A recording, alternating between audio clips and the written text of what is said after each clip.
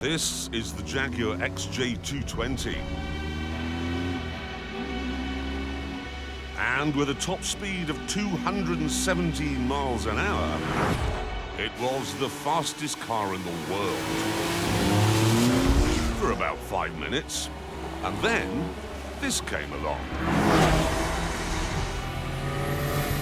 The 218 mile an hour Bugatti EB110 Supersports.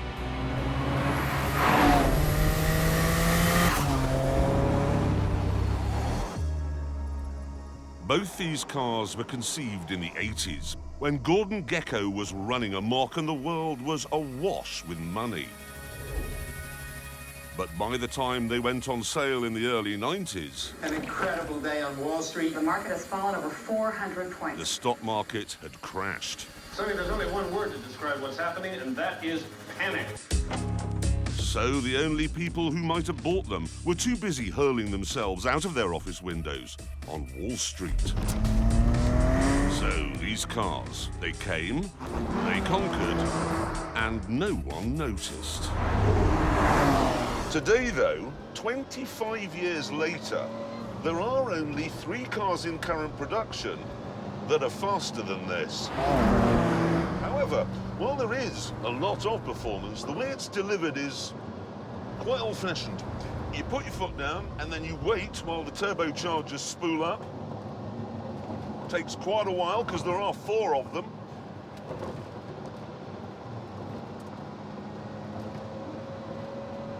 Talk among yourselves. However, when the 3.5-litre V12 is finally getting all the food it needs, all hell breaks loose.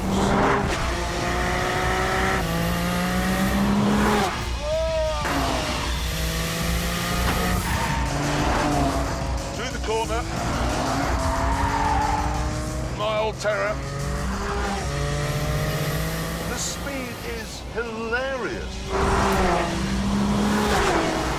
and terrifying.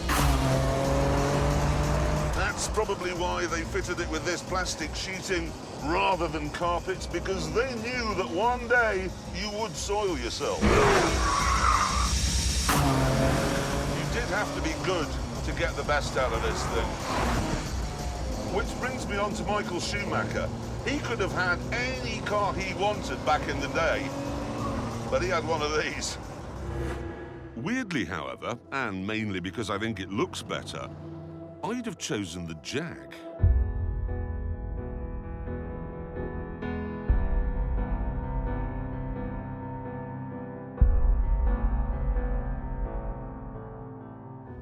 It was supposed to have been a 4-wheel drive V12 like the Bugatti, but Jaguar found that much too complicated.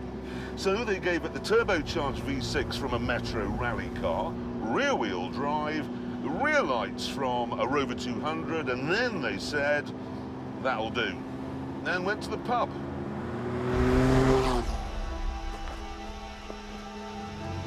So, does that mean the Jag is embarrassed by the Bugatti in a drag race? Right, before we do this, I have to tape the cassette player in place, because the last time I did a full-bore standing start in an XJ-220, the acceleration was so vivid, the stereo shot out of its slot in the dashboard, ricocheted off the gear lever, and then speared into my left plum. It was very uncomfortable. Oh, no, the end's come off. Oh, no, that's good. Right, window up.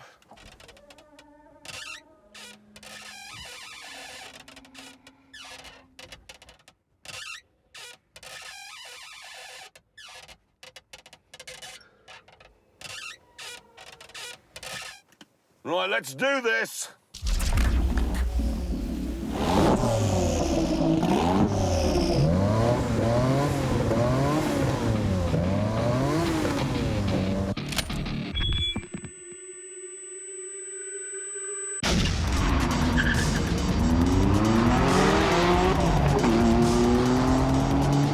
Don't know when to change gear because the rev counter's broken.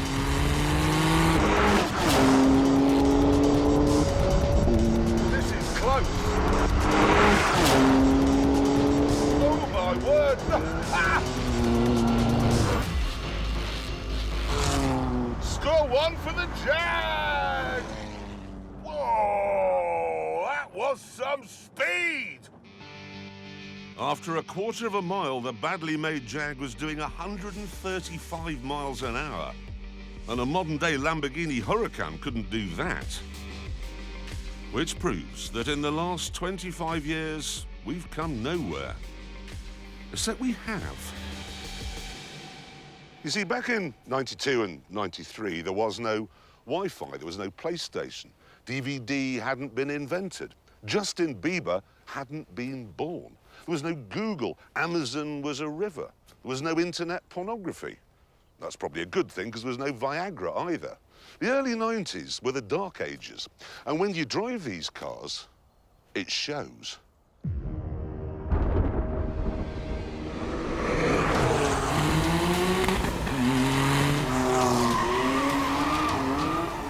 here, there's no power steering, no air conditioning, no anti-lock brakes, and obviously no driver aids of any kind.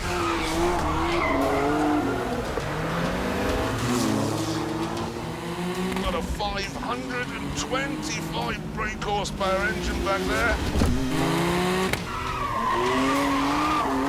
Oh, shit.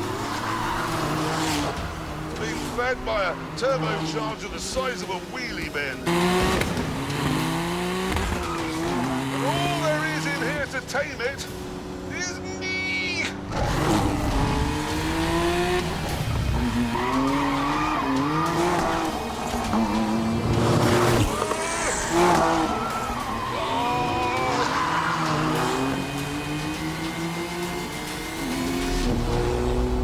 After a couple of laps in this thing, you really are aching and sweating. And you're frightened, you really are.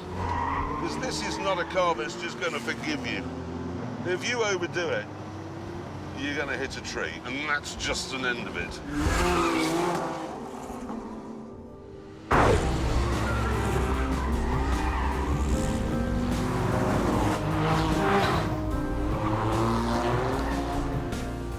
So, there we are. A modern supercar may be no faster than these monsters from the past, but a modern supercar makes the speed fun and easy, not terrifying and bathed in an unholy mix of sweat and feces.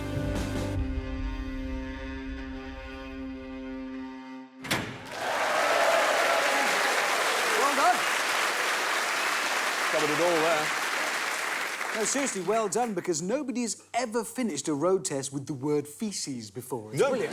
That was a first, but I'm just thinking, it isn't just supercars that are getting slower. Because you remember the Lotus Sunbeam? When was that, 1979, 78? Yeah. That did 0 to 60 in 6.6 seconds, and there aren't many hot hatches that would keep up with that even today. And then you've got trains, the Mallard, the steam trains, quicker than most electric trains. SR-71, Blackbird, nothing in the sky is as fast as that. I suppose if you think about it, we used to be able to get across the Atlantic in 3 hours, and now it takes us 7. Exactly. And now we must put some numbers on our argument by sending the Bugatti round the Ebola-drome. Come on, old timer. And she's off. A smooth start, four-wheel drive system maintaining traction in these wet conditions. It really is soaking out there today. Right, a measured line through the first curve and then carefully working the throttle to keep things in check, approaching the sweep down to your name here and smoothly done. Crikey, managing to get the tyres squealing even on this damp section, and then winding up the little V12 to fire it back onto the isn't. Single wiper batting away the drizzle as she hustles it towards the braking zone for the tricky old lady's house complex. How will it get on here? Very neat, very controlled. And now back on the gas for the run to substation. And you can hear the fizz from those 4 furiously spinning turbos. Keeping it together there nicely. Field of sheep to go. Glides through there and across the line. Right. So let's see where it goes on the board. I'm imagining Pretty high up? That's not very fast. No, it isn't very fast, but we put the Jag round as well, and that did it in, hang on, I've got the time here, just bear with me, 1:35.1. So, slower than the Bugatti. Yes. Slower, in fact, than everything except a small, cheap Volkswagen hatchback, which also went round in the soaking wet. Yes.